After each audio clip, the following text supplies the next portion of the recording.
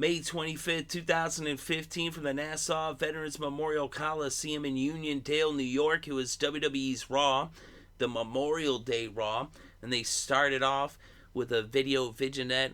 It was the WWE superstars reciting a Ronald Reagan speech, and they also had some clips of Ronald Reagan as well. And they were showing the different WWE superstars as they were doing that as a tribute to the troops, which is something WWE is very big on. They have, the wrestlers go overseas to wrestle for the troops over their, Christmas vacation. So, the wrestlers' Christmas vacation, they donate their time. And so the wrestlers in WWE, they all donate their time each and every year to entertain the troops as part of the USO, and WWE goes over there. And so here to start off Memorial Day, they give the respect to the troops. And then once they had that, the speech, the Ronald Reagan speech, we had the Authority come out, J&J, Kane, Stephanie, Triple H, and the champion Seth Rollins. Dean Ambrose ended up coming out, and so they were, going back and forth, and they were saying basically to Dean, like, you don't have the match until you sign the contract, and if you want the match, here's the contract, you got to come down here and sign it. Dean was saying about how, he can't wait to beat up Seth Rollins. He dreams of it. He doesn't count sheep. He counts Seth Rollins and punching him in the face and whatnot. So then, Seth Rollins, he was giving it right back to him. Both of them are excellent on the mic, Dean and Seth. And so then, Dean and I'm going down there. He's like, all right, I'm going to come down there. But that's when Roman Reigns came through the audience. So Roman Reigns came down to give some support and some backup to his former Shield brethren. And then Stephanie said, you know what? You guys, you're so cute together, you little Shield guys. That's how she put it anyway. And so she's like, let's make a match. Seth Rollins and Kane versus Roman Reigns and Dean Ambrose for the main event. But you know what? Let's do it right now. So they open the show with the main event match. Tag team action. Dean Ambrose, Roman Reigns, Seth Rollins, and Kane going at it. And I feel that, as part of it being the Memorial Day show, and also it's the final wrestling event at the Nassau Veterans Memorial Coliseum there in Uniondale. It's actually a pretty historic building as far as WWE is concerned, and as far as hockey is concerned as well. And they've also had other events there too. But as for wrestling, the first Saturday main event was in the Nassau Coliseum. That was back, I believe it was 85. I think it was May 7th or May 10th. And they had Hulk Hogan versus Cowboy Bob Orton. You can check that out on the WWE Network. Also, WrestleMania 2, they had a triple main event. They had, a main event in LA, a main event in Chicago, and a main event in New York. And that was in the Nassau Coliseum. That's where they had that. So, Nassau Coliseum has some WrestleMania history as well. But this match was pretty cool. They ended up going to commercial before the match ended up getting on. And then they actually went to commercial during the match as well. As the match, came to a close, we had Kane and Roman Reigns in there. Kane had just punched Roman Reigns, and then Dean ended up tagging himself in, where Roman gave Kane a big Superman punch. And then Dean Ambrose came in there with an elbow off the top rope to Kane, who was standing at the time. And then he pinned him, but Seth Rollins came in, he broke up the pin, and then Seth Rollins ended up getting tagged in, and when he got tagged in, he springboarded himself off of the top rope for a flying knee right to Dean Ambrose's face, right in the temple right there by the eye. And then he ended up getting out of that one, though. And then ended up where Seth Rollins went for like a super kick, Dean Ambrose went for the dirty deeds. Both of them countered, reversed. Dean ends up going against the ropes, coming back, and then he ends up getting Seth Rollins with a backslide into a pin, and it was 1, 2, 3. It was over just like that. Dean Ambrose wins with that wrestling move right there, with the backslide. It was crazy.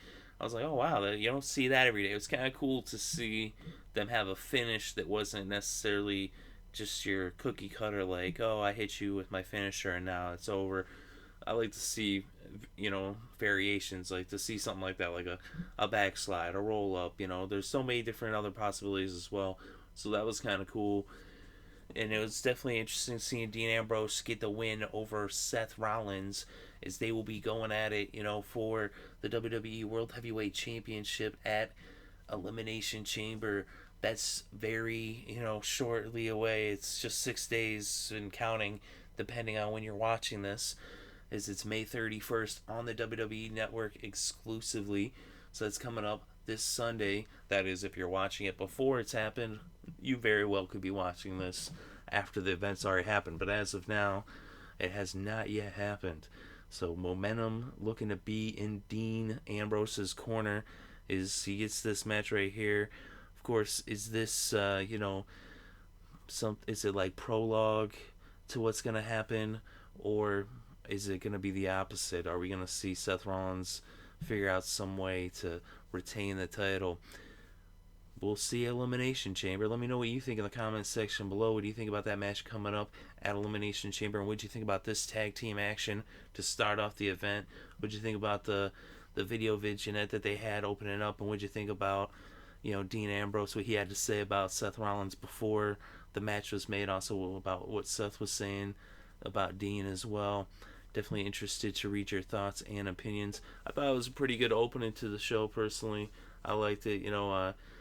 I like seeing stuff like this, and like I said, tag team action is always good, and to see, a different finish with the backslide, I thought that was pretty good, and it was interesting, like, building towards Elimination Chambers already. I mean, there's so much, tension between Seth Rollins and Dean Ambrose that it doesn't like they need to do too much to build it up. It's already pretty built up, and Payback was, just last week.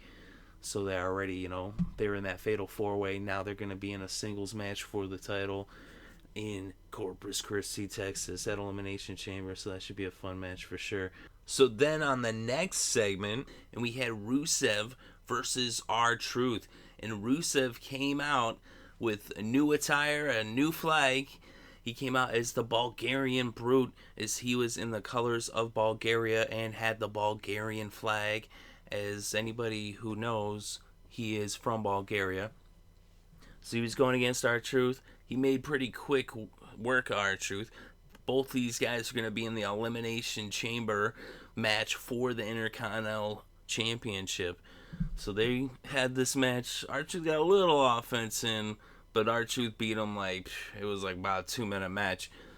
He got him in the accolade. RTruth submitted. So then after the match, Rusev got on the mic, and then he called Lana out, and he asked Lana to come out there, and at first it seemed as if he was kind of trying to, well, he was definitely trying to mend, the separation and try to get back together with her, but it seemed like he was somewhat more apologizing at first, and, they actually got to the point where Lana gave him a hug. It looked like they were back together. He said, I know you're just trying to make me jealous. And so, they hugged and everything. It was like, oh, it looks like they're back together. And then Rusev said, now, all I want to hear is those 3 little words. And of course, you're thinking oh, yeah, 3 little words. I love you, right? And you're thinking, and that's what Lana obviously was thinking. And Rusev said, I was wrong, except not that he was saying he was wrong. He wanted Lana to say that she was wrong. Those were the 3 words he wanted to hear her say. Not I love you, but I was wrong. So then Lana's like, I'm out of here. She left. He said, I own you. And she's like, you don't own me. And so then she ended up walking away. She called him a caveman. And then Dolph Ziggler came out, and they kissed again. And Rusev was livid. He was so furious. So that's what happened with this segment. I thought this was, amazing. It was so good. First, you had the match that was real quick, and he came out looking real strong. Rusev's been tearing through the roster pretty much the whole time he's been in the WWE until he ran into John Cena. And it's been a pretty, physical back and forth. Even though Cena's came out on top, just barely. Rusev's looked about as good as you could look going against Cena, and not beat him. So then, even though he did beat him at Fastlane, he did make Cena pass out back at Fastlane. But then, with the most recent match, the I Quit match, Rusev said I quit. Lana said it for him, and that was actually a matter of contention right here. Is she called him a quitter? She said, "You said I quit." Because he was saying, "You just admit that you were wrong. I didn't say I quit." And she said, "No, but you did say I quit. You're the one who's wrong." And so that's what it came down to, is basically that Rusev still won't admit that he quit. And Lana's like, "Hey," she's like, "if you won't own up to your mistakes, then I'm not gonna be with you." And man, this segment was just so good because it was so freaking real. Like, it was so believable. Like, unbelievable performances by Rusev and Lana, especially Rusev. Rusev, man, give this guy the Oscar. Rusev, man, they should put him in movies. Like, he was amazing in this segment. Like, he was so good. There were some questions, so too, a couple things, like with Rusev coming out as the Bulgarian Brute. And then when Lana came out, she came out with the Russian music. So it's kind of like, alright, so is it that Lana's Russian influence on Rusev? You know what I mean? Like, that's kind of an interesting thing. When, Russia's supposed to be more the bad guy behind the bad guy. And that was, what made the whole Rusev and Cena thing really a lot of fun, was because it was like a throwback to old school, like, Cold War angles where you had, like, the Soviet Union against the USA and all that, like Nikita Koloff and all of that kind of stuff. And, there was a lot of different guys like that. But, with him being from Bulgaria, he did, in his, promo there with Lana, say about how he, is, like, totally anti-American and stuff, to which the crowd was like, USA, USA, USA. So it's like he's not really abandoning that aspect of the whole Russian gimmick. But, like, Bulgaria, they really got beef with the U.S. Like, I did not know this. That's news to me. I know that Bulgaria was part of the Eastern Bloc back in the Cold War, although they were not part of the Soviet Union. The Soviet Union had, like, put in place, like, a dictator or whatever, and they were, like, running basically a communist state through their, figurehead or whatever back in the day. Like, that was back in, between, like, the 50s, 60s, 70s, 80s or whatever, until, like, the Cold War came to an end, the wall came down. So I don't really get, like, why put him as the Bulgarian Brute and get him away from the whole Russian thing, with, like, there being that, natural, like, conflict with Russia. And even, has it's heated up more recently when they invaded Georgia back in, like, 2007, 2008 or whatever. And then even, the different things with Putin, like, to where it's just a natural heel thing. But, like, Bulgaria, like, why? I guess it's because that's where he is from, and because everyone knows it anyway.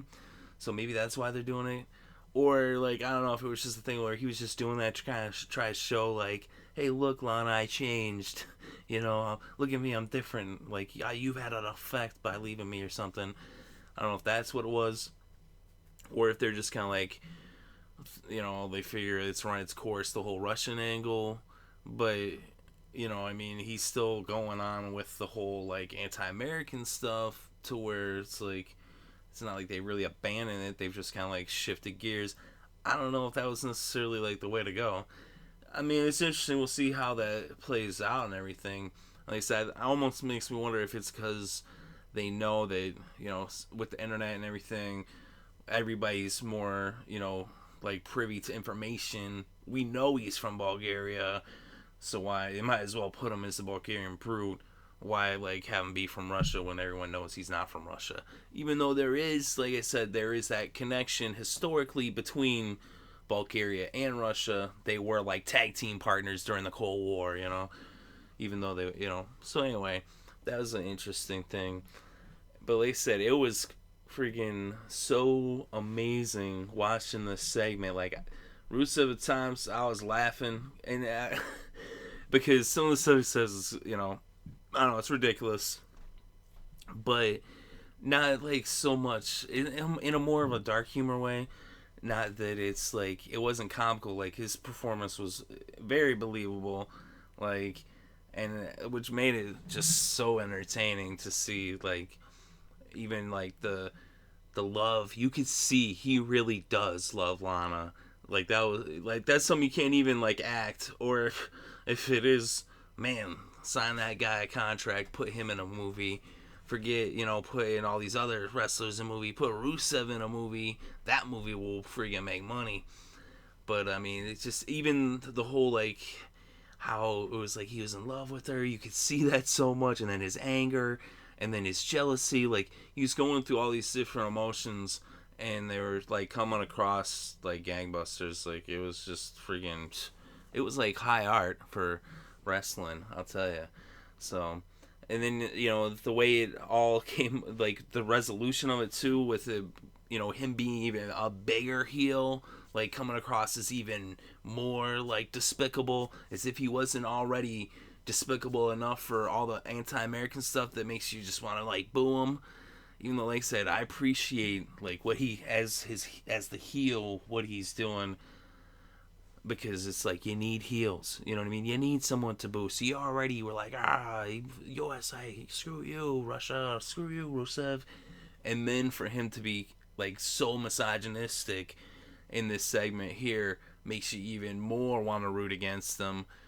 And so it's just like, man, they got even more heat on them. Lana was like getting even more like, cheers. Like, people were going nuts when she walked away from them. And like I said, this is a very pro like USA audience right here too.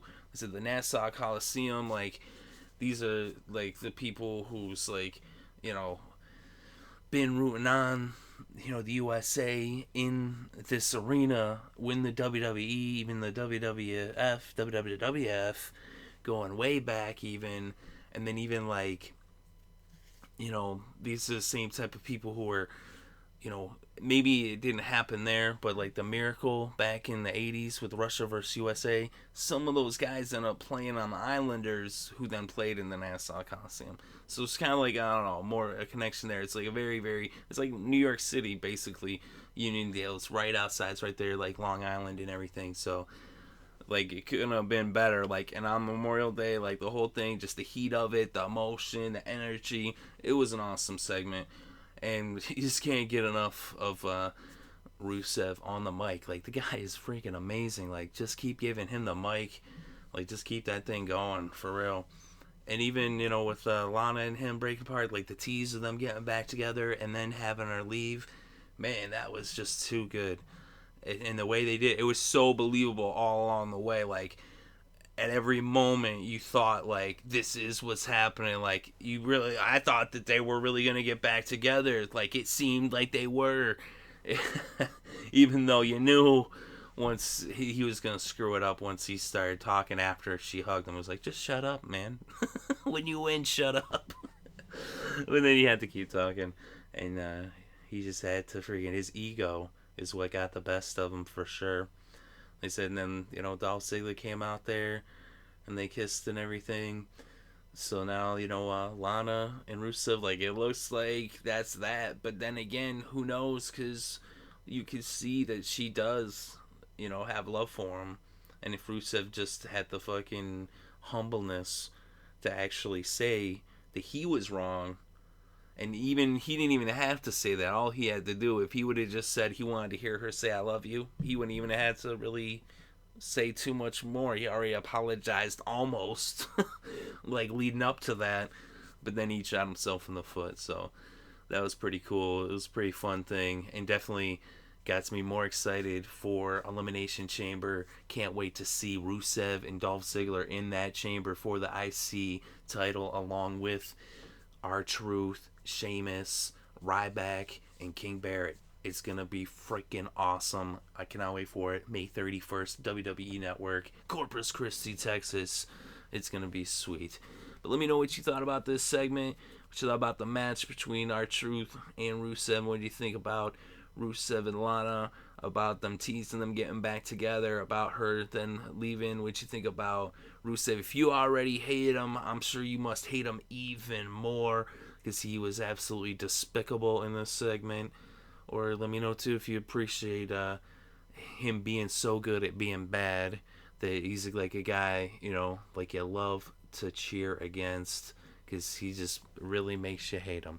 And a great performance, like I said. Bravo, Rusev.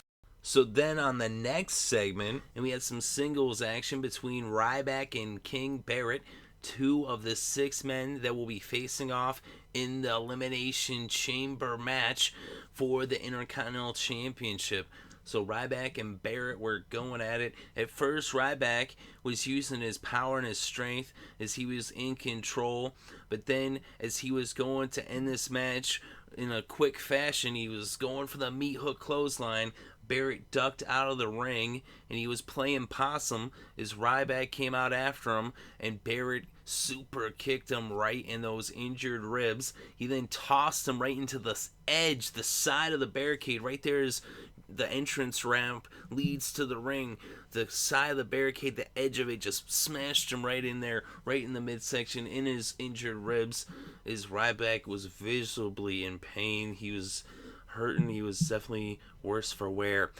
Barrett then would end up slamming Ryback's head into the ring post. Then he draped him in the corner and just started kicking him in the ribs. So Barrett was in control. He kept working over those ribs. He was doing different wrestling holds. But then Ryback ended up getting a little bit of offense in, and then he tried to go to the second rope, but then Barrett just grabbed his foot out from under him. He came crashing down hard. Barrett ended up hitting him with the winds of change. He then went for the pin. Ryback kicked out, and then Barrett was setting up to go for the bull hammer. But then he saw Ryback, and he was like, "What are you doing? You really think you're going to beat me?" And he went up and he started smacking Ryback in the face. He was just slapping him. As Barrett got really cocky at this point, and he underestimated Ryback. Ryback just grabbed him, and boom, he nailed him with the spine buster. And so he hit him with that spine buster, and then he didn't waste any time at all. He picked him up, put him in the shell shock, and he dropped him. And it was 1, 2, 3, Ryback wins. So a very impressive win by Ryback. Nice performance, pretty good in-ring action between these two, as they're both 2 really good competitors and workers in the ring. So it's a pretty good match right here. After the match, Ryback ended up going up to the IC belt and talking to the Intercontinental Championship, and he was like, "Feed me more," which was kind of like, well, I don't know what the Intercontinental Championship's going to feed you. Maybe opponents, because he's going to have 5 of them at Elimination Chamber, and he is on the poster that they showed backstage for Elimination Chamber, had Ryback featured. So it'll be interesting to see. He's got some momentum right here with this win. Of course, he does have that injury to his ribs. At this point, I would say they're probably more of a strain, but it'll be interesting to see what happens at Elimination Chamber. Will Ryback come out on top? Of course, he's got 5 other guys in there, and it's anyone's game. Anyone could win that one. Barrett's been the Intercontinental Champion 5 times, so we'll see. He definitely knows how to win it. He's won it before. Ryback, on the other hand, he's never had the IC belt. And then, of course, you got Sheamus in there. You also have Rusev. You also got Dolph Ziggler and RTruth. So it'll definitely be one heck of a match, as there's plenty of experience in the match. As a lot of guys in the match have, they've won gold before. They've had belts before. Sheamus has even been the world champ. So anyway, we talked about that already in the match, breakdown when they made the announcement, if you want to go check out that video. But as for this, though, Ryback versus King Barrett, that was pretty good. That was a good match. And I thought it was a nice setup, building towards Elimination Chamber. I know I'm really excited for Elimination Chamber. It's going to be an awesome event. May 31st on the WWE Network exclusively. Corpus Christi, Texas. It's going to be amazing. I cannot wait for it. But let me know what you think in the comment section below, what you thought about this match, and what do you think about Elimination Chamber coming up, and what do you think about Barrett and Ryback's chances in winning that IC belt. So then on the next segment, and we had Stardust versus Neville. Stardust came out to the ring first, and he actually was showing quite the athleticism as he was walking along the barricade. And then he ended up kind of like getting up in Steve Amell's face. That's right, Steve Amell, the star of Arrow. So they've been having, I guess, a Twitter war going on back and forth. And Stardust decided to get up in his face. He was there watching, and he did not back down at all. Stardust ended up going off to the ring. He had a match to do. So we'll see if anything goes forward with that. I actually would like to see Stardust on Arrow. That would be pretty sweet. Arrow is an awesome show. If you haven't seen it, I would definitely recommend it. It is one of the top shows out there, especially when you in like hour-long episodic television. If you like superheroes, if you like comic books, or if you just like action, excitement, drama, Arrow is the show for you. It's got a lot of intrigue. It's just a really well-written show, really well acted. There's a lot of cool characters. It even spawned off The Flash. But anyway, enough about that. That was just, the opening little thing there with Stardust. So Neville came out, and Neville himself, he is somewhat of a superhero, the way he flies around the ring. And, he's, has that injured knee, so he wasn't at 100%. And Stardust was actually in control early on. Stardust was taking it to him. But then Bo Dallas came out. And so Bo Dallas came out, and he ended up cheering on Neville. And once Bo Dallas came out there, Neville turned things around, and then he ended up getting Stardust with the red arrow, and he got the pin for the win. 1, 2, 3, Neville wins. So Neville gets the victory, and he had a little bit of motivational help from Bo Dallas. Bo Dallas then got in the ring, he got on the mic, and he ended up drop kicking Neville right in that injured knee. And he, ended up walking away. They have a match at Elimination Chamber. It's going to be awesome. They already had a pretty sweet rivalry in NXT. You can even relive that rivalry in the 2015 video game, 2K15 WWE. Is they have in the NXT mode, you can be Bo Dallas, you can be Adrian Neville, and they have like their classic ladder match that they had for the NXT Championship. That was an unbelievable match. If you haven't seen it, then go check it out on the WWE Network. If you already seen it, then you know what I'm talking about. And I cannot wait to see them go at it at Elimination Chambers. Every time those two get it on in the ring, it's always an excellent match. It's always very entertaining. It's always some really awesome professional wrestling. So I'm definitely looking forward to their match coming up. I thought this is pretty cool right here, this segment. I definitely enjoyed seeing Steve Amell there. And that's, to me, how you do it. Like, when you have celebrities on, the way they did it right there with Steve Amell. Steve Amell is cool. The Green Arrow is cool. I think that there's a lot of crossover between, WWE and Green Arrow, or Arrow as the show is called. The character is the Green Arrow, but they just call the show Arrow. And like I said, I'm a fan of Arrow. More so, my brother was a big fan of it. And then he got me into it, and I was like, wow, this show's actually pretty awesome. Like, I didn't realize it would be that good, but it really, really is good, whether or not you're into comic books, or if you are. I like comic books already, so I guess I'm already a little bit more prone to that. But even still, I wasn't really sure if they were gonna give it the good treatment, or if it was gonna be kind of more cheesy, because a lot of times, in the past anyway, that's how things were. But we've seen, more recently, they've been making better and better and better comic book movies, really for the last decade or so. Even there was a couple that weren't so bad, like in the 90s, but before that it was like Cheese City. But anyway, so that's how I think you should do a celebrity appearance, the way they did that with Steve Amell. Not the way they did Entourage. I thought the whole Entourage thing was kind of like, eh. Even though, the one guy was alright, the dude who was on that show with the friggin' talking puppet dog, which Bobcat Goldthwait. Can't even remember what the name of that show was. And I don't remember that guy's name. I don't watch Entourage. I really could care less. I'll tell you more about that in the other video. But I would say, like I said, this is how you do it. With, that's the type of celebrity we want to see as wrestling fans. We want to see celebrities like we actually like. I don't really think there's a lot of crossover to Entourage. To me, that's more just to bring in other people who don't watch wrestling. Whereas people who like wrestling, you already pretty much know who Steve Amell is. If you're a wrestling fan, probably, more than likely, I think there's a huge crossover there. I could be wrong, but let me know in the comments section below what you think about that, and what you thought about Neville versus Stardust, and when you think about Bo Dallas and Neville coming up, and what you think about Bo Dallas coming out there cheering Neville on, but then drop kicking him in the knee. was pretty dirty, if you ask me. Of course, like I said, I like Bo Dallas and I like Neville, and I cannot wait to see them go at it. Obviously, I like Neville, more. I'll be rooting for Neville, but I'm a huge Bo Dallas fan too. I think Bo Dallas is really awesome.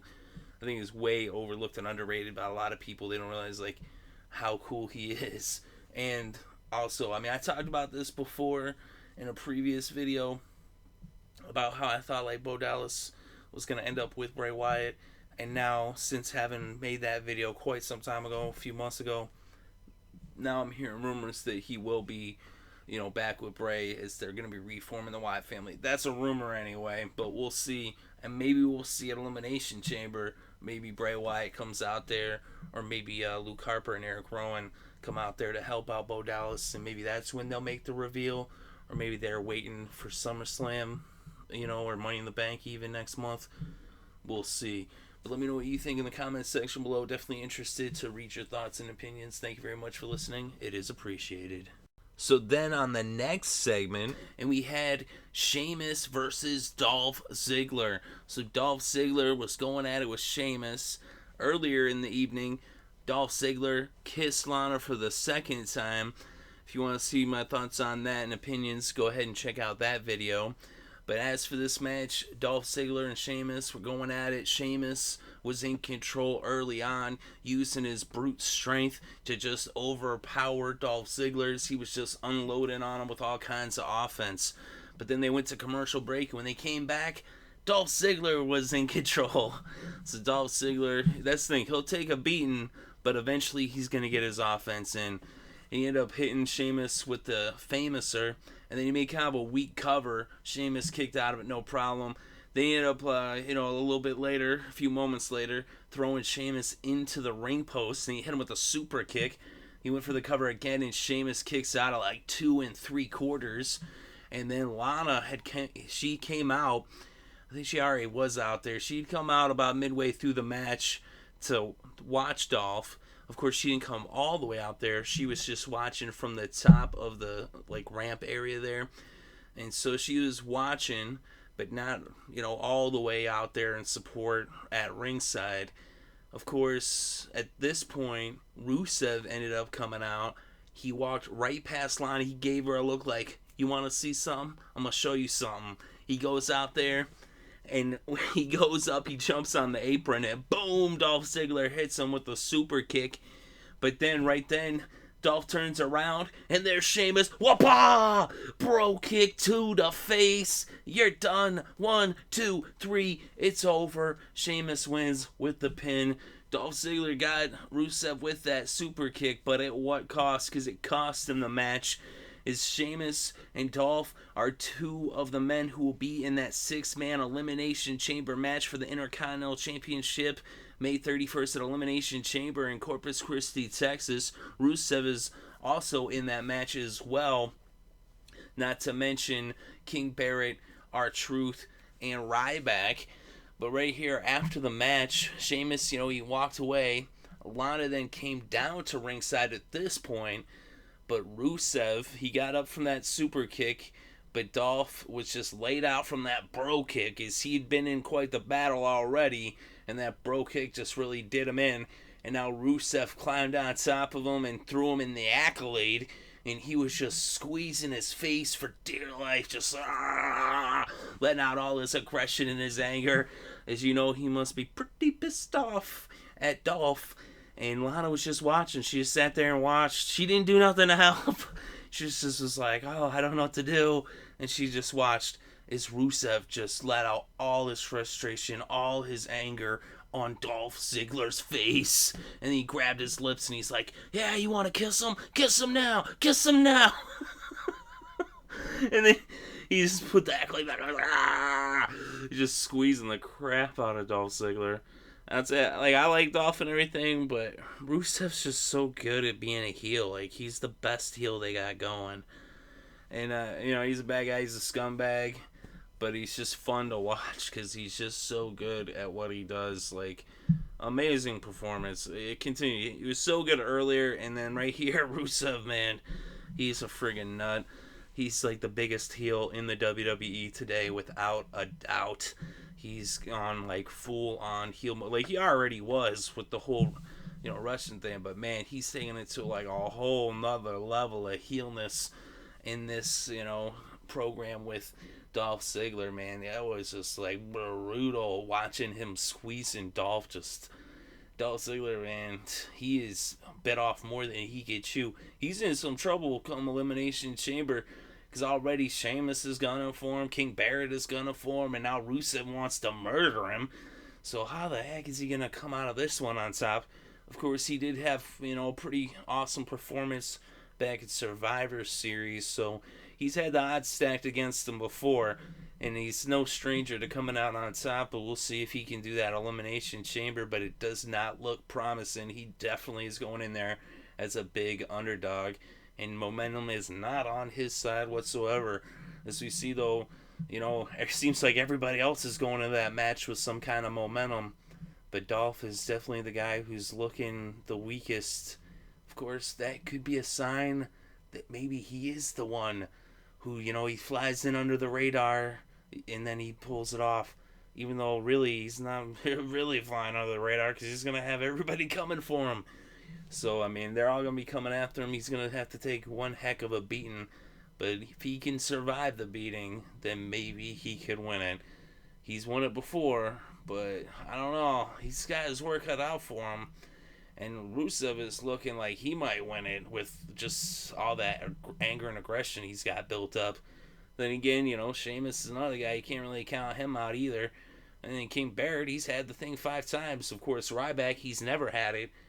Will we see him win? But he's got those injured ribs. So, and then, there's RTruth. That's the last guy anyone's expecting to win this match. But then again, you never know. You never can tell. So it'll be interesting to see what happens in Elimination Chamber. But as for this match, it was a pretty good match. I thought, it was nice back and forth, pretty good in-ring action. They're both good performers. Like, I don't like Sheamus, but he does, do a pretty good job in his matches in the ring. And he's another guy. He's good at being a heel. Like, I hate Sheamus, but he is really good at being a heel. He's so much better as a heel.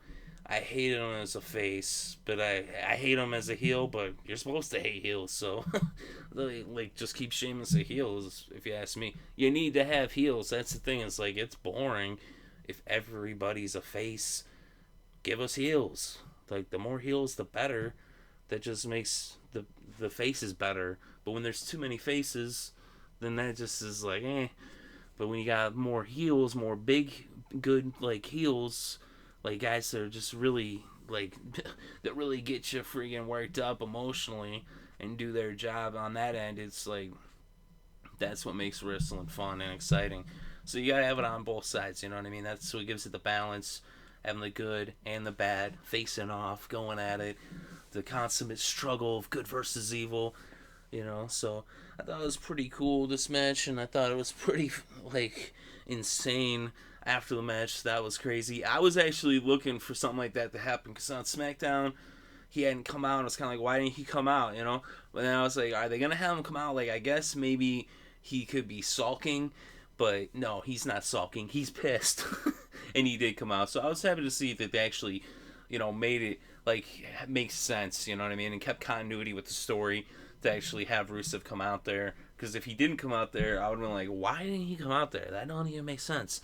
So it was good that they had him come out there because, like I said, it went along with, like, what's happening, you know what I mean? So I thought that was pretty good. Like I said, I mean, Rusev, man, oh my God.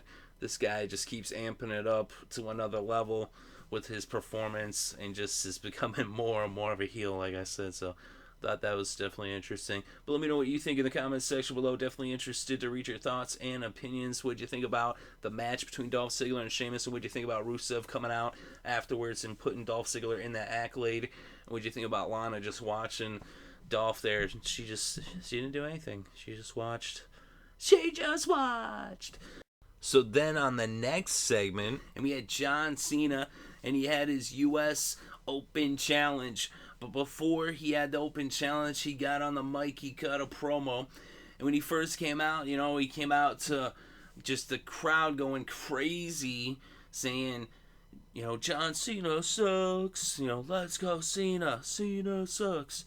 But at first, his music it hit dun dun dun dun. I was like, "See, John Cena sucks. John Cena sucks." And then it was, "Let's go Cena. Cena sucks." And I mean, they were really letting Cena have it.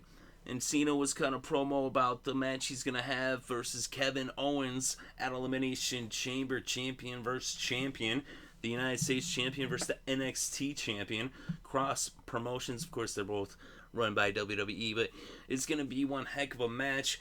And he was saying, all these years people have been saying, let's go Cena. Cena sucks. Well, maybe at Elimination Chamber it will be let's go Cena, fight Owens, fight. So people actually have something to cheer for, not just cheer against John Cena. And that's the thing is, I'll tell you, they say Cena sucks. Hello? What are you, stupid? Cena does not suck.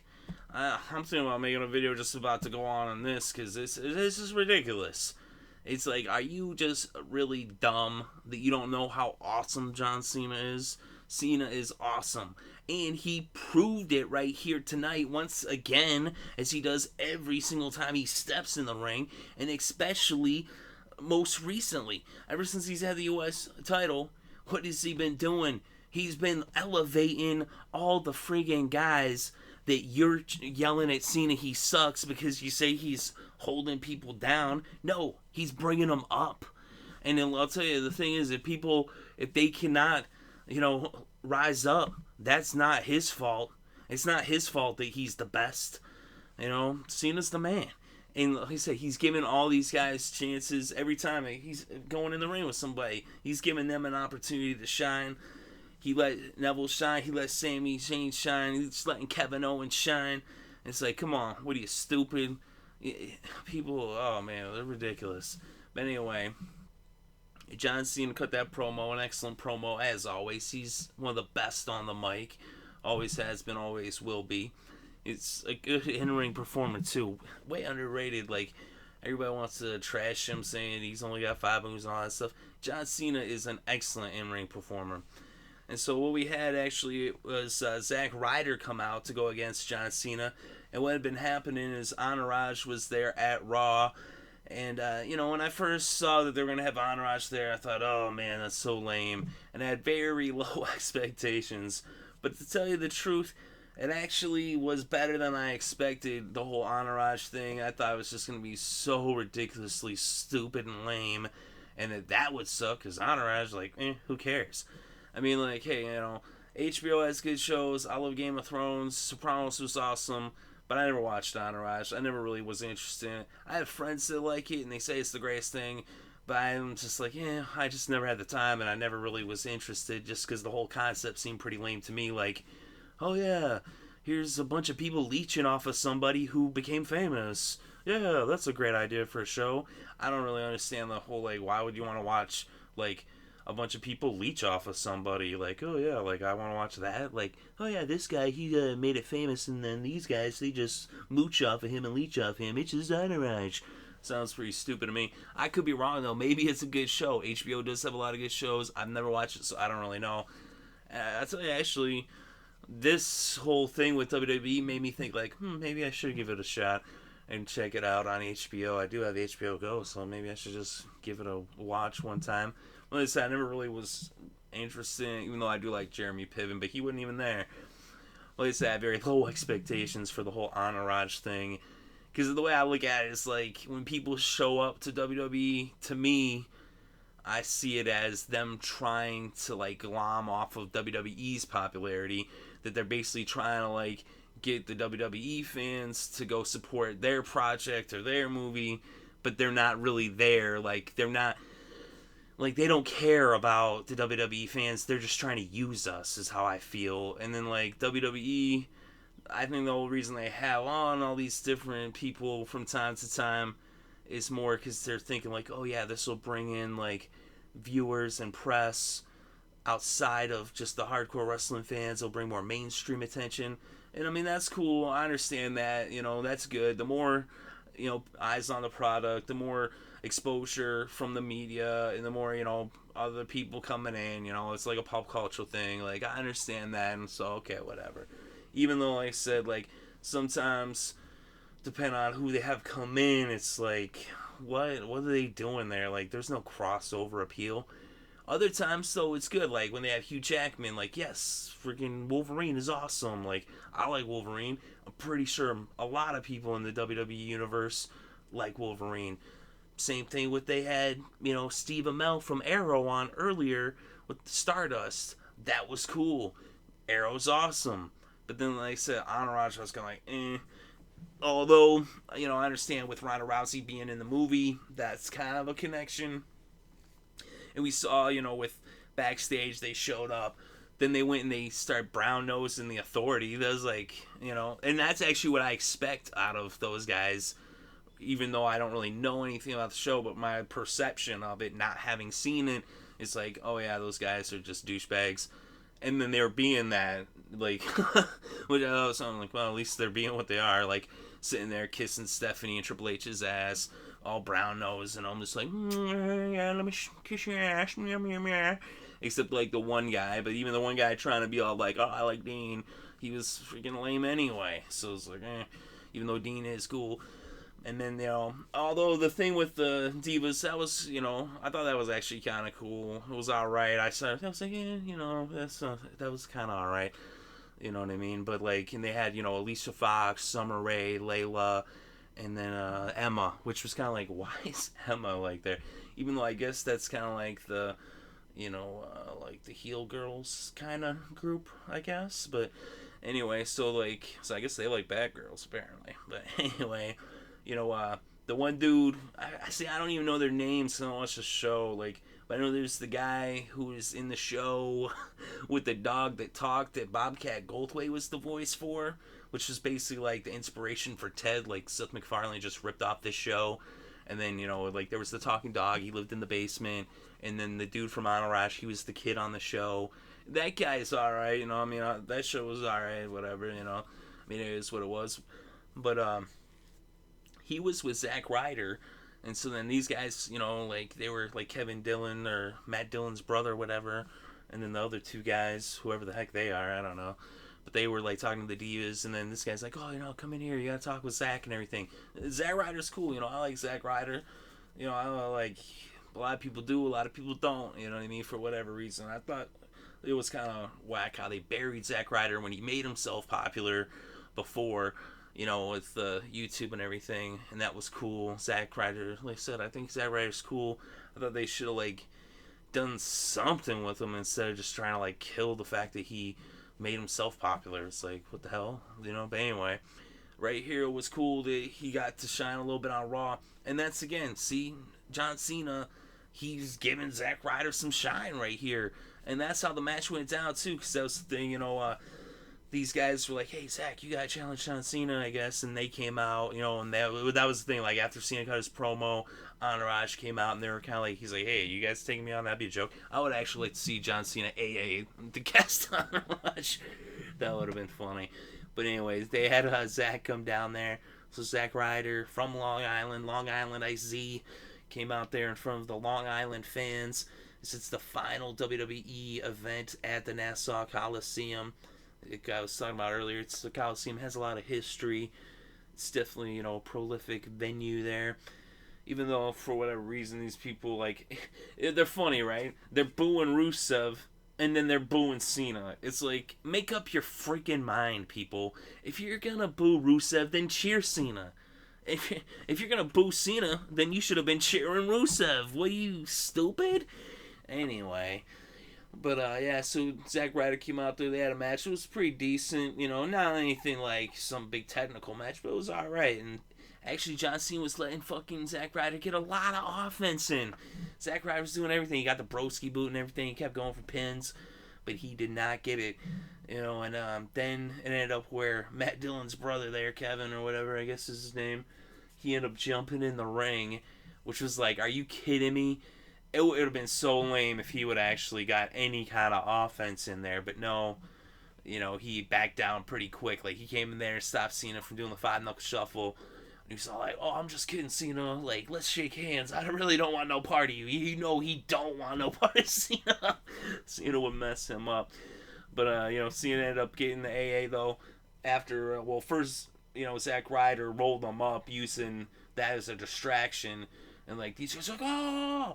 And then, Cena kicked out. Then he got him with the AA, and boom, 1, 2, 3, John Cena wins.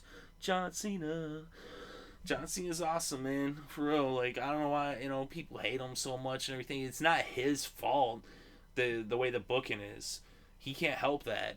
All he can do is be the best that he can be. And that's what he is. He comes out there, and he gives 100% total effort. And like I say, he been letting people shine, man. And that's the thing. What happens after the match? Here comes Kevin Owens. Oh my God, that was awesome. Kevin Owens comes out, pop-up powerbomb. Kevin Owens leaves Cena laid out in the ring on his back. And Kevin Owens, once again, disrespecting the United States and the United States Championship, stepping on the belt. Kevin Owens don't care about the U.S. He's from Montreal. He's a Quebecer. He's a Canadian. This is funny, right? There they are in Long Island, New York City, right? In New York State, Long Island, whatever. And they were all like, yeah, Kevin Owens, fuck USA. But you were just saying USA, USA. And like booing Rusev. Like, are you a bunch of idiots? Like, really? Oh my God. So the fans is like, are freaking bipolar or something. Like I said, I mean, how could you be like all like USA, USA against Rusev, and then when a Canadian, a French Canadian who doesn't even really like English ain't even his native tongue, he speaks French as his first language, okay? He comes out there, steps on the US belt, and everybody's like, yeah! It's like, we're dumb! It's like, idiots. Oh my goodness. But it was awesome though. It was cool seeing Kevin Owens powerbomb and everything. But that's what I'm saying, like, for people to say Cena sucks, it's like, well, Cena just proved you to be a freaking moron. Because if Cena sucked, then how come he was on his back? And how come he let Kevin Owens powerbomb? How come he's having a match at Elimination Chamber versus Kevin Owens? You freaking idiot. Man, Cena's been doing nothing but raising up people, especially recently. Maybe you want to say whatever, he buried people in the past, but nah, that's bullcrap. And the thing is, even right now, really, historically speaking, John Cena is right now ready to go on like another 5-7 year run at the top if he so chose. Because that's where, like, that's historically speaking, he's at. People say, oh, he's so old. Not really. Not in wrestling terms. In wrestling terms, he's actually, like, on the mic, hitting his stride like he's better than ever on the mic. Just as good as he always been in the ring. So, I mean, he's, like, actually, like, this is when a wrestler is actually at their peak. Is at this age that the scene is just hitting right now. It's if you look at the history of wrestling, actually. And so for him to actually be setting up other guys who are younger and lower down the totem pole and to be bringing them up to his level, because just getting in the ring with them is putting them on the same level as he is, that's respect. And people should respect John Cena. And to not respect him to chant Cena sucks just shows that you're a sucker and you're not a wrestling fan. You're like, I don't know what you are. You're just like some person that, like, doesn't respect hard work, doesn't respect, like, someone who actually goes out there and gives their life, their blood, their sweat, and their tears for you, for your entertainment, and then you're going to sit there and boo him. It's like, yeah, good luck with that one. That's freaking ridiculous. And, I mean, I don't know. Elimination Chamber is going to be awesome. It would be so sweet if Kevin Owens wins. I don't know, though. I really don't think he is, but he might, though. He might. That'd be crazy. And I'll tell you what, if Kevin Owens beats John Cena, then everybody can just shut the fuck up. Because if he beats him, then you really got nothing to say. And even regardless, even if Cena wins, the fact that it's going to be a knockdown, drag him out match, the fact that he's even having the match with them, you should respect him. You need to shut up and respect John Cena. Because you're stupid. And you don't make sense. And I'll make a whole video about that. But anyway, I thought it was pretty cool all in all. Like I said, I was actually, like, had real low expectations for the whole Entourage thing. But it wasn't that bad. It was actually, like, halfway decent. Even though I was kind of, like, ready to just trash on that. But I was like, you know what, this isn't that bad. I'm not going to just trash on it just because I was gonna, or because I wasn't really looking forward to it going in. But then I thought they handled it pretty well, all in all. You know what I mean? It's always kind of weird when they have someone show up outside of wrestling. But they actually had, like I said, a couple of spots here where they did that first with the Arrow, Steve Amell, and then, throughout the show with Entourage. And they said, I thought it was going to be really lame, but it wasn't as bad as I thought it was going to be. And so I was actually, I guess it's good to have low expectations sometimes. That's what happens, sometimes you go see a movie, everybody says it sucks, and you're like, yeah, that movie wasn't so bad. But if you go in thinking like, oh yeah, this is going to be the greatest thing ever, and they're like, yeah, it wasn't really that good, was it? So, I mean, you have low expectations, you ain't going to be disappointed, and that's how that was with Entourage. And, Cena, the match with Zack Ryder, it was pretty straight. I thought, obviously, the ones with Sami Zayn and with Neville were a lot better, but it was still, it was good to see Zack Ryder get on Raw. Like I said, I do like Zack Ryder. Let me know what you think in the comment section below, whether you agree or disagree. Hey, if you don't agree with me, I still respect your opinion, even though I think people who say Cena sucks are stupid. But hey, that's my opinion. Maybe you think I'm stupid. If you do, feel free to share in the comment section below. I'm definitely open to either side, whether you agree or disagree. That's your choice, that's your prerogative, and the comment section is free for all. So then on the next segment, we had some singles action from the Divas division, as we had Tamina Snuka versus Paige. And Paige is going to be in that triple threat match for the Divas Championship at Elimination Chamber versus the champion Nikki Bella and Naomi. And Naomi was ringside with Tamina Snuka. So Paige and Tamina were going at it. She's a couple of second generation wrestlers right here. Tamina may even be a third generation, but their parents both wrestled.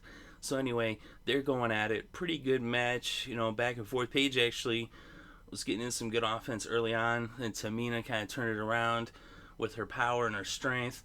Then Paige ended up taking it back, control, and they did have, a little botch spot on the clotheslines, which is kind of like, you're going to botch a clothesline? Which I was kind of surprised. I was like, oh, geez, what was that?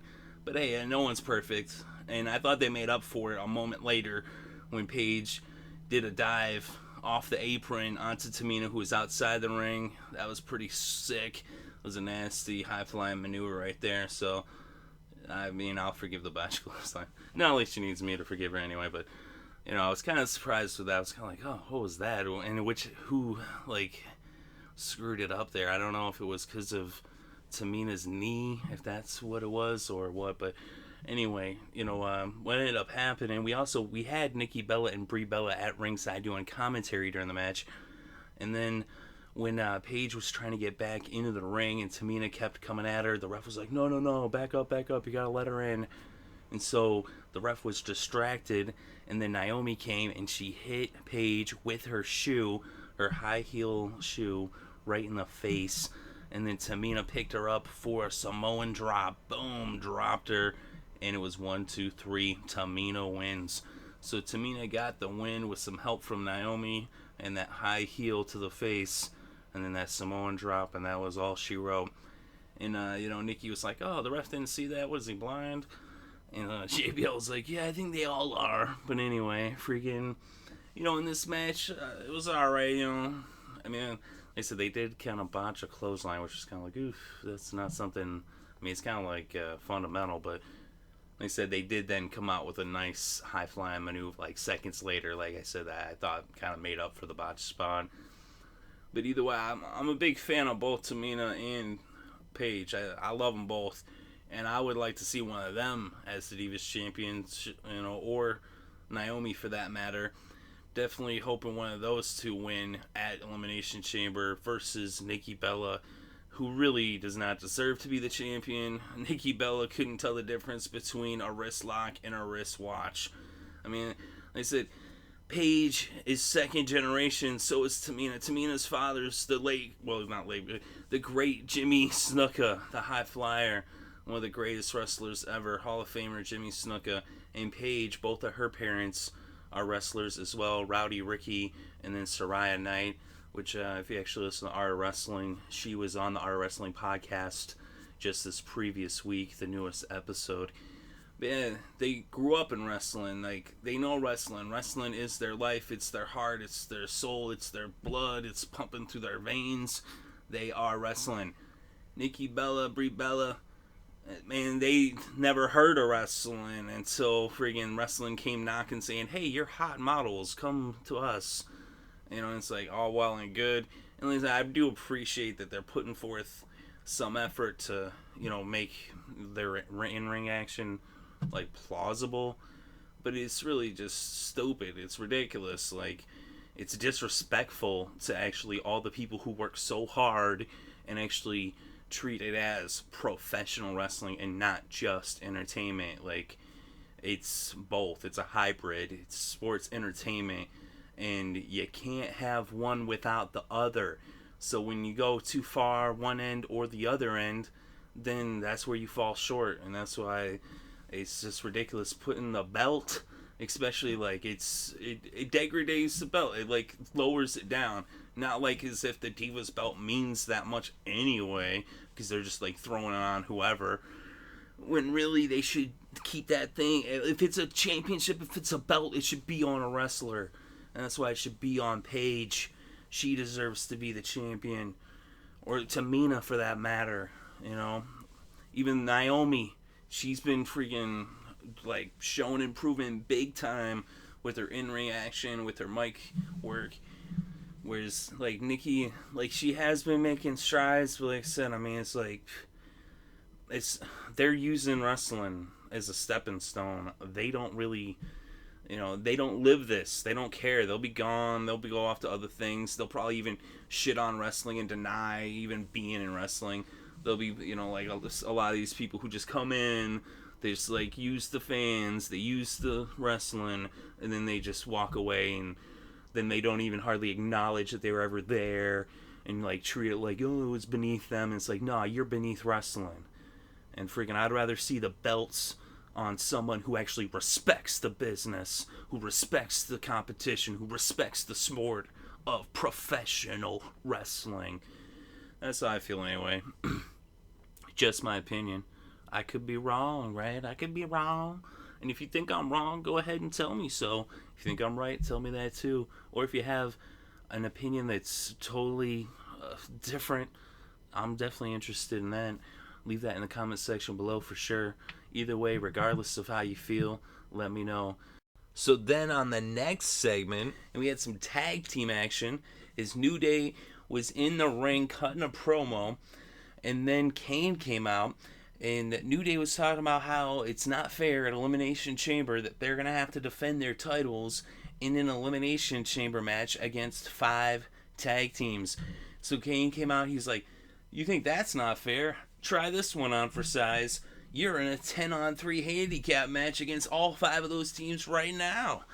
So it was the Ascension, the Primetime Players, the Brass Club Kid and Cesaro, Los Matadors, and the Lucha Dragons. All 10 men, 5 teams in one corner versus the New Day. And if that doesn't make you like New Day, I don't know what will. I mean, they were against insurmountable odds here. As JBL put it, 10-1 odds. And as Booker T and Michael Cole pointed out, no, it's 10-3 odds. I mean, I guess if you want to get technical with the teams, you could say 5-1, even though there's 3 members in New Day, just like back in the day, the Freebirds, as they have pointed out on occasion. But yeah, so we had, New Day going at it against all these teams, and it wasn't long before this one just broke into absolute mayhem, total pandemonium. It was just craziness as they all just got in there, and it was just all 10 men jumping New Day, and it just broke out into total chaos, craziness, everybody flying around. Freaking Titus O'Neil did like a double clothesline, and then I think it was one of Los Matadors came over the top, wiping everybody out. The Lucha Dragons were flying around. It was crazy. But as it ended up, it was a disqualification, a DQ win for the New Day. So New Day is victorious against all 5 teams, 10 men on 3. And New Day comes out on top. New Day. But then the Brass Ring Club, Kid and Cesaro hit the ring, and Cesaro grabs Xavier Woods and he puts him in the big swing. And then Tyson Kidd drop kick to the face. So that was pretty awesome. And I'm definitely hyped up and excited for the Elimination Chamber Tag Team title match. That's going to be awesome. First time ever. 6 teams in an Elimination Chamber going at it with the tag team titles on the line. It's going to be amazing. I cannot wait. It's going to be so awesome. I'll tell you, like, New Day, I like them. I know a lot of people hate them. Everybody says they suck, but they're actually pretty awesome. They're really good in the ring, and they're awesome on the mic. But really, I'm going to be rooting for the Brass Ring Club. I'm going for Tyson Kidd and Cesaro. I hope they can get the belts back. Tyson Kidd and Cesaro are one of the best tag teams ever. Right now, we're seeing a resurgence in the tag team division. And I think a big part of that is ever since Kidd and Cesaro formed their team, they're so good that having such an awesome team makes other teams have to develop or rise up to their level. You know what I'm saying? So it's like that's a big reason I think why the tag team competition is so, good right now is because of Kidd and Cesaro. Like I said, if you put Kidd and Cesaro in any era, they could hang. They would be champs in any era. They could go at it with any of the great tag teams throughout the history of WWE. But that's just my opinion. Like I said, I think they're pretty awesome. And I think all the teams that are in this match are pretty good. And there's even teams that aren't in the match that would be kind of cool to have in the match. But you can only fit 6 tag teams in the Elimination Chamber. It's going to be pretty packed as it is, regarding if they were going to throw in like Macho Man down and Axelmania and then maybe like Harper and Rowan, But as it is, it's going to be the New Day, the champs, the Brass Ring Club, Tyson Kidd and Cesaro, Los Matadors, Lucha Dragons, Primetime Players, and the Ascension. And it's going to be awesome. I'm definitely excited. Maybe the Primetime Players win. I think they have a chance at winning it. Maybe the Lucha Dragons win. They have a chance too. You never know. Don't really think Los Matadors are going to win it. Don't really think the Ascension, even though I'd give them more of a shot than Los Matadors. But I'm thinking, and maybe New Day retains it. I would not be surprised. Kind of hoping Kidd and Cesaro get it back because, I thought it was good that they had New Day get it from them. But, Kidd and Cesaro, I don't think they should go too long without the belts. I think you should put it back on them. If anything, I thought maybe they should have got it back earlier and kind of go back and forth with it. There's nothing wrong with trading the belts back and forth, you know what I mean? But, you don't want to keep the belts off Kidd and Cesaro too long. That's just my opinion, though. I think they really should have the belts. They are the best team. So I like New Day. I know a lot of people don't like New Day, but I really appreciate, what they're doing, on the mic and in the ring. I think they're pretty awesome. They're pretty entertaining. They're a lot of fun to watch. They make it really exciting. So I like Kidd and Cesaro a lot. They're one of my favorite teams ever. And New Day makes it a fun feud, versus them. And then you throw all these other teams into the mix. It's just more excitement. It's going to be awesome. I like tag team wrestling, and I'm definitely happy that they put more of an onus on it recently. But that's what I think. Let me know what you think in the comments section below. Definitely interested to read your thoughts and opinions. So then on the next segment, and the main event had already happened at the opening of the show, and that was the tag team match with Dean Ambrose and Roman Reigns versus Seth Rollins and Kane. But as the night proceeded, they actually had a backstage thing with Dean Ambrose and J&J. Jamie Noble told Dean Ambrose, well, slap me face and call me Sally. And so he was like, all right. And he slapped his face and he called him Sally. Which is pretty funny. But what ended up happening, though, is he was fighting J&J. Seth Rollins came up and behind the cameraman. He pushed the cameraman into Dean Ambrose. Ambrose hit the cameraman, laid him out. And so then they had another backstage thing where the cameraman, he showed up with Triple H and Seth Rollins and a couple of shady-looking D-techs. And they're like, oh, yeah, is this the guy? And, you want to press charges? He's like, but someone pushed me. He's like, yeah, he asked you a question. You want to press charges? He's like, yeah. And it's like, okay, you friggin' lame snitch. Pressing charges on Dean Ambrose. You suck. I don't care. You suck. And so anyway, they arrested Dean. They took him away in handcuffs, reminiscent of Attitude Era Stone Cold Steve Austin. And so then they took him off in the truck. And so then J&J and Seth Rollins, they're all celebrating. They're like, yeah, we got rid of him. Now he ain't going to get his match. Because Dean Ambrose had to sign the contract to get the match at Elimination Chambers for the WWE World Heavyweight Championship against Seth Rollins. Because he had held them up, at a cinder block point. Last week on Raw, as he had Seth Rollins set up, laid out over those cinder blocks, ready to smash a chair on him. They agreed to the match. I thought it was kind of weird, though, that how that went down, because he didn't exactly let Seth Rollins up. He actually was going to hit him anyway. But then, Mercury saved him or whatever.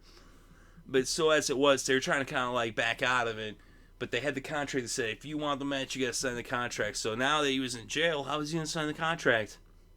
And so the Authority came out, and they were kind of, yeah, that's right, basking in their spoils of what they had done by getting Seth Rollins, not having to have an opponent at Elimination Chamber by having Dean Ambrose arrested.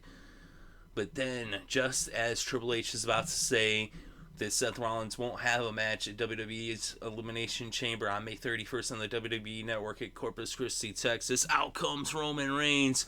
And the camera was looking for him to come through the crowd. But no, he pulled the swerve. He came out on the ramp.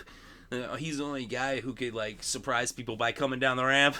So he came out on the ramp. He hit the ring. And that's when Triple H and Stephanie took off out the ring.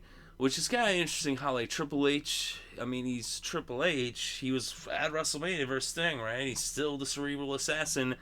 Yet he never gets his hands dirty when it comes to Seth Rollins. How come he never helps Seth? He always just he's like, yeah, Kane's my muscle. I don't want to ruin my suit. He's like, do you know how much these suits cost? These suits cost $10,000. I'm not going to ruin this by doing a pedigree or an elbow drop. I'm going to let Kane handle my dirty work. So anyway, they start beating down on Roman Reigns. And Roman Reigns is getting all beat down. And they're like, yeah, what you think was going to happen? And just then we hear police sirens. It's like, whoa, what? Police sirens? Now were they going to arrest Roman? But wait, it's Dean Ambrose driving through the back of the arena in a paddy wagon, an NYPD paddy wagon. Apparently, at least from the looks of it anyway, he had beat up the police, stole their hat, stole their jacket, stole their billy club, stole their paddy wagon, and now he was back at the Nassau Coliseum, and he was coming for that contract. And so he drove down there, he hit the ring, and he just hit the ring like a bat out of hell. And it was J&J and Kane and Roman and Dean. And ended up where, Roman hit Kane with an uppercut. Then he did a double spear to J&J. And then Kane grabbed him and tossed him out the ring. But then he hit Kane with a super punch. And then Dean Ambrose hit Kane with the dirty deeds. Meanwhile, Seth Rollins had hightailed it out of there. Him and Triple H and Stephanie, they were at the top of the ramp at the stage, as they did not want any part of Dean Ambrose, as he was in full-on lunatic fringe mode, a total agent of chaos, just absolute mayhem and just insanity. Dean Ambrose is the man. And so then Roman Reigns handed him the contract. Dean Ambrose signed the contract, and he has his match for Elimination Chamber. He will be facing Seth Rollins for the WWE World Heavyweight Championship, and it's going to be awesome. And I'll tell you what's best for business is Dean Ambrose winning, man. Come on, give it to Dino. This was awesome. It was like Attitude Era all over again. It was very cool. Said Dean Ambrose, he's like Stone Cold, but it's similar, but not the same. It's like its own thing. He's so awesome, and it was pretty cool how they played this whole thing out. It was a little bit over the top, but that's Dean Ambrose. He's like anarchy. He's crazy. He's like Heath Ledger and the Joker. He's just insane. So it'll be interesting to see what happens in the Elimination Chamber. Will he win the belt, or will Seth Rollins hold on to it? The safe bet would be on Seth Rollins, but I gotta cross my fingers and knock on wood and hope maybe, some way, somehow, Dean could win the belt. That would be amazing. That would be awesome. I really hope he gets it at Elimination Chamber. Although I'd be kind of surprised if he did. But then again, you never know. I mean, I think he's going to get it, eventually. Will it be at Elimination Chamber or will it be down the road? That's the question. Then again, you never know. I mean, you never know what's going to happen in wrestling. But I'm definitely looking forward to it. I can't wait. I thought this whole segment was pretty awesome. Definitely pretty cool. And it was definitely interesting to see a different twist, how usually they have the big, main event fight to end Raw, and to end it like this, they said it was very reminiscent of Attitude Era. I thought it was pretty cool. So let me know what you think in the comment section below. Definitely interested to read your thoughts and opinions. What do you think about the whole thing, the whole angle throughout the show with Dean getting arrested? And then what'd you think about him coming out there with the paddy wagon? I thought it was pretty cool. I thought it was really funny. They kept showing over and over the whole thing. He's like, slap my face and call me Sally. Jamie Noble, man, he's too funny. And then he's just like, okay. Boom, he slaps his face and calls him Sally. And they just kept showing it over and over throughout the show. Which the first time I saw it, I was like, man, that was fun. I had to watch it again. And I'm like, oh, they keep showing it. I don't have to keep watching it. Because they keep showing it, because it was funny. It was an awesome little moment there. But let me know what you think in the comment section below. Definitely interested to reach your thoughts and opinions. Thank you very much for listening. It is appreciated.